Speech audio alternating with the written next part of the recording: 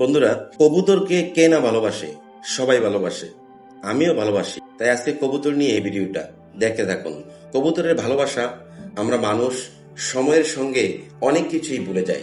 বাস্তবতার ভিড়ে অনেক সম্পর্ক ফিকে হয়ে যায়, কিন্তু একটি কবুতর, সে তার মালিককে সহজে ভুলে যায় না। শত দূরে উড়ে গেলেও সুযোগ পেলেই আবার ফিরে আসে নিজের আপন ঠিকানা।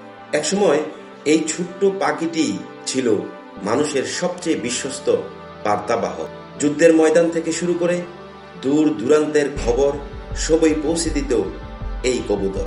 প্রযুক্তি ছিল না, কিন্তু ছিল বিশ্বাস, ছিল এক অনন্য বন্ধন। কবুতর শুধু সৌন্দর্যের প্রতীক নয়, এটি বিশ্বস্ততা, ভালোবাসা আর শান্তিরও প্রতীক। যে মানুষ তাকে ভালোবাসে, যত্ন করে, তার প্রতি কবুতরও এক অদ্ভুত টান অনুভব করে। তাই আসুন এই অবলা প্রাণীদের ভালোবাসি, যত্ন করি, কারণ নিঃস্বার্থ ভালোবাসা কখনো কথায় নয়, কাজেই প্রকাশ পায়। আর সেই ভালোবাসার এক সুন্দর উদাহরণ একটি ছোট্ট কবুতর। যে ভালোবাসা স্বার্থ নেই, সেই ভালোবাসাই পৃথিবীর সবচেয়ে সুন্দর ভালোবাসা।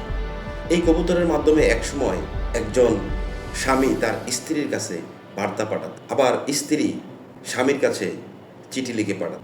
এই কবুতর আমার কাছে খুবই ভালো লাগে।